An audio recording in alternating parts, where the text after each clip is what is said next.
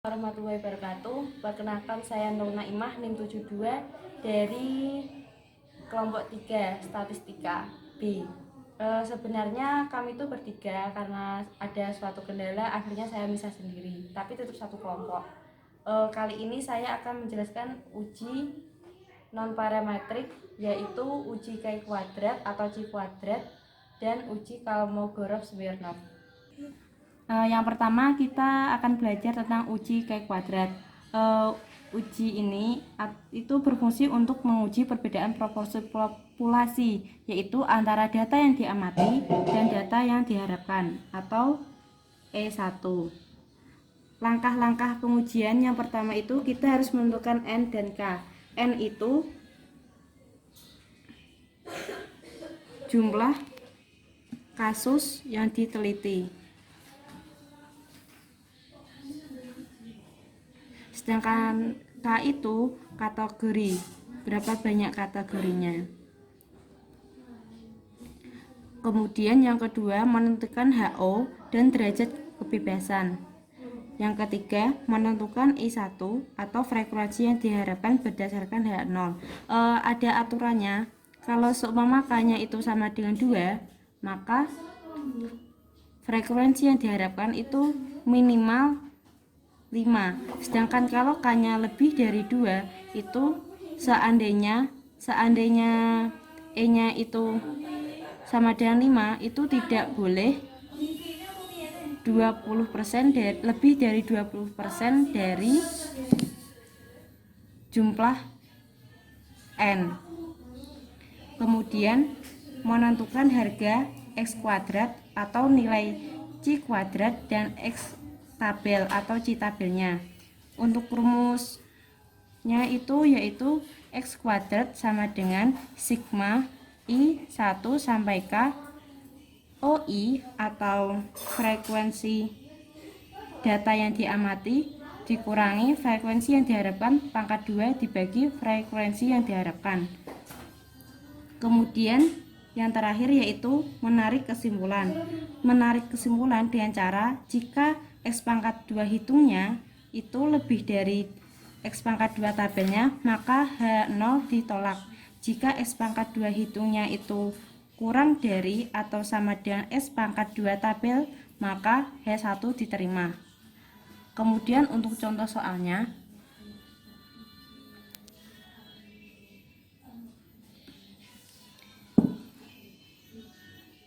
yaitu seorang mahasiswa Fakultas Peternakan melakukan penelitian berdasarkan dengan volume penjualan feed aditif yang dijual dalam kemasan yang berbeda dari sebuah poultry shop. Toko yang diteliti adalah toko feed aditif dalam bentuk 4 kemasan, yaitu kemasan jenis 1, 2, 3, dan 4. Feed aditif yang dijual berasal dari produsen yang sama serta memiliki kualitas yang sama pula, tetapi berdasarkan pengamatan sekilas di lapangan, peneliti memperkirakan bahwa feed aditif yang dijual dalam kemasan tertentu lebih banyak terjual daripada jenis kemasan lainnya. Pengukuran ini dilakukan dengan mencatat jenis kemasan yang paling banyak terjual setiap hari. Penelitian ini dilakukan selama 40 hari. Yang pertama, kita akan menentukan H0-nya.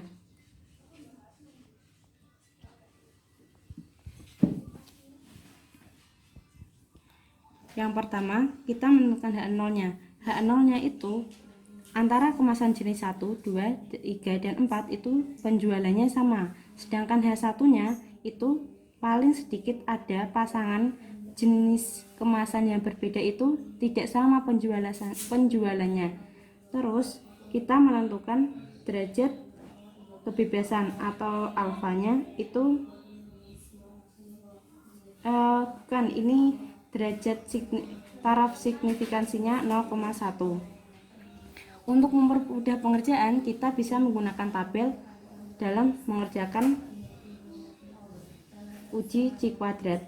Setelah kita menentukan H0 dan H1, kemudian kita menentukan E1 berdasarkan H0, yaitu dengan cara jumlah H0 ada 4 jenis kemasan.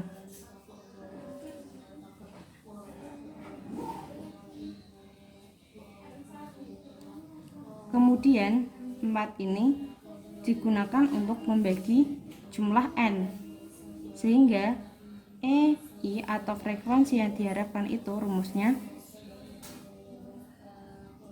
n min H0 dibagi H0 atau n min K, karena jumlah kemasan itu atau jumlah kategori itu sama, sehingga karena tadi dari penelitian itu dilakukan selama 40 hari dengan 40 kali pengamatan, jumlah pengamatannya ada 40 dibagi dengan jumlah kategorinya ada 4 kemasan sama dengan 10, sehingga EI nya itu 10.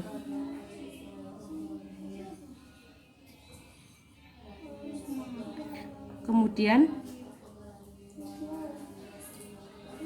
data yang diamati dikurangi dengan data frekuensi yang diharapkan. 19 kurangi 10, 9. 9 kurangi 10 min 1. 7 kurangi 10 min 3. 5 kurangi 10 min 5. Kemudian hasil dari operasi ini kita pangkatkan 2. 9 dipangkat 2 sama dengan 81. Min 1 pangkat 2 1. Min 3 kali min 3 atau pangkat 2 sama dengan 9. Min 5 pangkat 2 sama dengan 25. Kemudian hasil pangkat 2 dari OI atau data yang diamati dikurangi data yang frekuensi yang diharapkan dibagi dengan frekuensi yang diharapkan, sehingga ini 81 dibagi 10 sama dengan 8,1, sama dengan seterusnya, yaitu 0,1, 0,9, 2,5. Hasil dari ini semua dijumlahkan itu X, nilai atau harga dari cuy kuadrat tersebut. Nilainya 11,6. Kemudian kita menentukan derajat kebebasannya. DB sama dengan kategori dikurangi 1. Karena kita mempunyai 4 kategori, berarti 4 dikurangi 1 sama dengan 3. Kemudian tadi kan taraf signifikansinya sama dengan 0,01. Kemudian kita mencari X pangkat 2 tabel, yaitu dengan cara X pangkat 2 hitung itu sama dengan X pangkat 2 K-1 dikali alfa.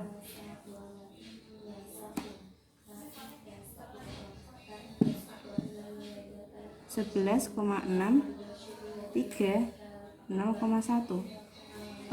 Untuk mencari hasilnya ini kita perlu menggunakan tabel C kuadrat. Bagi teman-teman yang menggunakan buku statistika untuk penelitian dan ilmu sosial karya Dr. Haji Fajrul Ismail MPDI, bisa membuka halaman 430. Di sini terdapat tabel distribusi chi kuadrat. Tadi kan DK-nya derajat kebebasannya atau DB itu 3. Terus taraf signifikansi yang kita gunakan itu 0,01. Berarti kita tinggal mengurutkan bagian mana hasilnya, yaitu 11,341.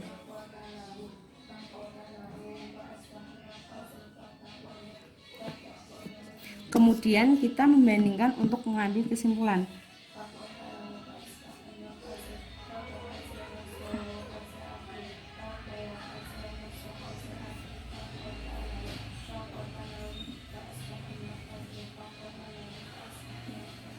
Dari hasil ini kita dapat menyimpulkan bahwa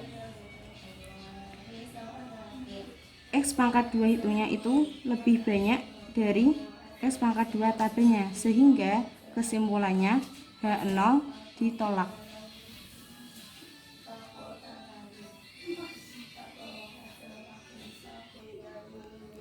Kemudian karena kita tadi sudah belajar uji K kuadrat, selanjutnya kita belajar uji kecocokan Kolmogorov-Smirnov. Uji kecocokan ini merupakan uji tes yang dikembangkan oleh Kolmogorov tahun 1933. Awalnya uji kecocokan ini hanya digunakan pada satu sampel saja hingga tahun 1939 oleh Smirnov. Itu rumusnya dikembangkan sehingga bisa 2 sampel. Fungsi dari uji kecocokan ini yaitu untuk mengetahui apakah ada kesesuaian antara distribusi skor sampel dengan distribusi teoritis tertentu. Uji ini memiliki asumsi bahwa distribusi variabel yang diuji bersifat kontinu. Data yang digunakan pada analisis berbentuk ordinal. Dalam bentuk ordinal diperoleh dari distribusi frekuensi kumulatif. Uji kecocokan ini mempunyai prinsip yaitu menghitung selisih antara distribusi frekuensi kumulatif atau F0x. Hipotesis dengan menggunakan uji Kolmogorov-Smirnov pada dua sisi dinyatakan sebagai berikut. H0 itu Fx sama dengan Fx0x.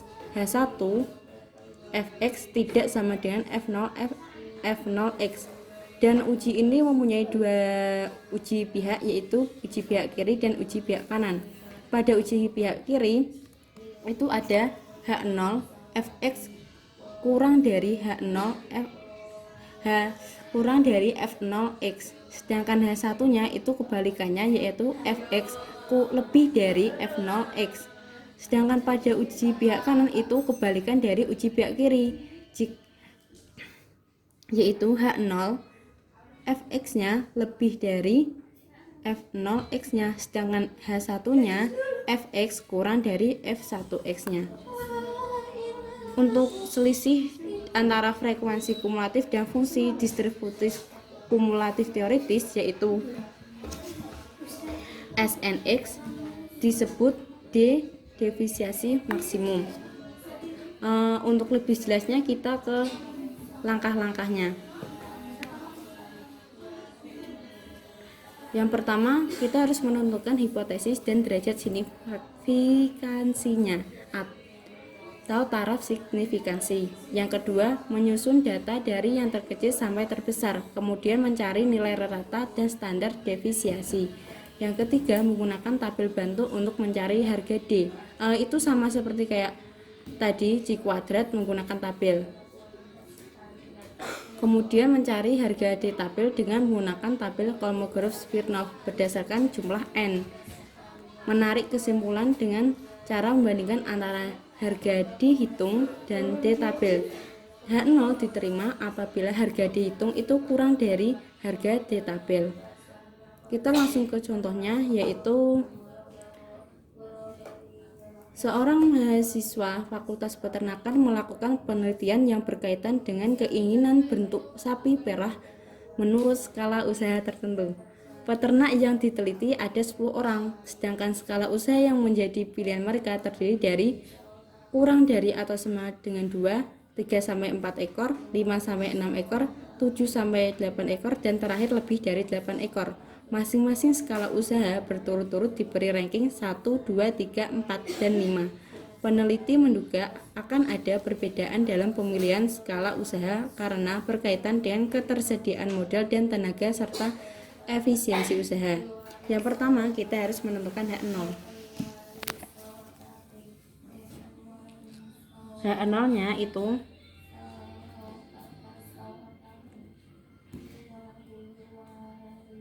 S1 atau dari pilihan yang pertama, pilihan kedua, pilihan ketiga, pilihan keempat, sampai pilihan kelima itu sama. Sedangkan H1-nya itu ada yang berbeda. Maksudnya 10 orang itu memilih dari pilihan yang berbeda-beda. Kemudian kita masukkan datanya ke tabel. Yang pertama, skala usaha, yaitu yang pertama kurang dari atau sama dengan 2 ekor dan seterusnya sampai lebih dari 8 ekor. Kemudian kita menuliskan rankingnya itu sesuai dengan urutan datanya dari yang terkecil sampai terbesar, yaitu 1, 2, 3, 45. Kemudian jumlah pemilih. Jumlah pemilih berdasarkan data yaitu 0, 1, 0, 5, 4. Kemudian kita mencari f0-nya, f0x-nya yaitu dengan cara ranking per jumlah pilihan atau rank atau kategori.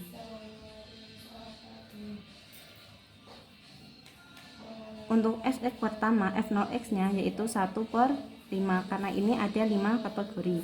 Yang kedua 2/5, yang ketiga 3/5, selanjutnya 4/5 sampai 5/5. Kemudian kita mencari snx-nya yaitu dengan cara jumlah pemilih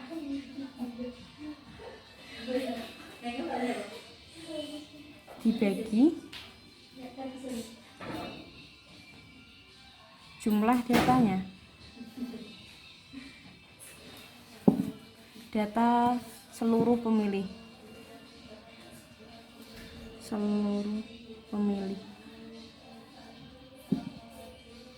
Yang pertama, pemilihnya 0, sehingga 0 per jumlah seluruh pemilihnya itu tadi ada 10. Kemudian 1/10. Maaf, lupa, sebenarnya ini tuh frekuensi kumulatif.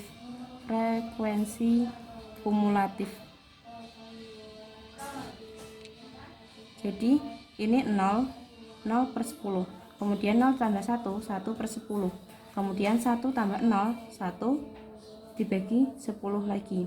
Kemudian tadi 1 ditambah 5 berarti 6/10. Kemudian yang terakhir 6 ditambah 4 yaitu 10/10. Kemudian kita mencari keselisih antara f0x dengan snx. Dari ini kita dapat ketahui bahwa 1/5 dikurangi 0/10 sama dengan 2/10. Kemudian 2/5 dikurangi 1/10 sama dengan 3/10. Kemudian 3/5 dikurangi 1/10 sama dengan 5/10. 4/5 dikurangi 6/10 sama dengan 2/10. 5/5 dikurangi 10/10 sama dengan 0.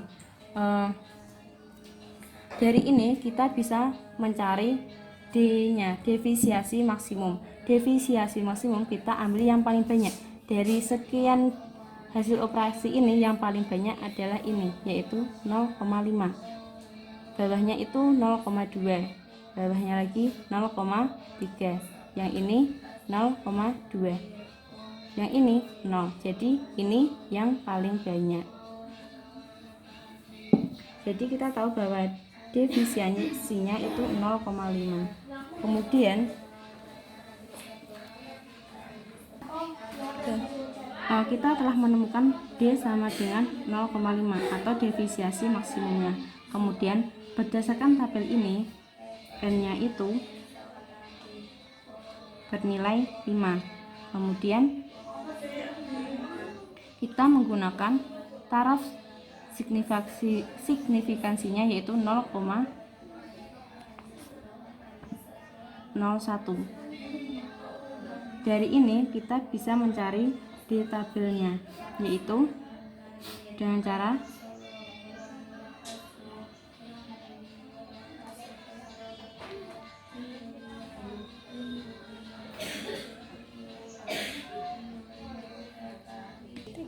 kemudian kita substitusikan ini, N-nya tadi 5, taraf signifikansinya yaitu 0,01. Untuk mencari di tabelnya kita perlu menggunakan tabel uji kecocokan Kolmogorov-Smirnov. Kalau kita masih menggunakan buku tadi ya, statistika karya Pak Fajri Ismail, kalian bisa membuka halaman 438. Caranya sama seperti menggunakan tabel uji Chi kuadrat, yaitu kita mengeluarkan dari n. N-nya tadi 5, sedangkan ujinya taraf signifikansinya yaitu 0,1, sehingga kita dapat nilai 0,669.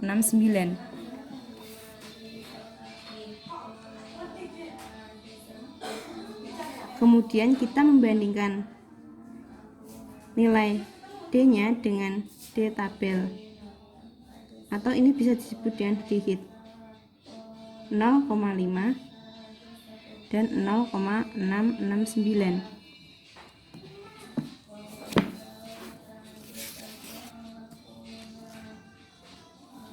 Dari sini kita tahu bahwa D tabelnya itu lebih dari D hitungnya, sehingga kita dapat menarik kesimpulan bahwa H0 itu diterima.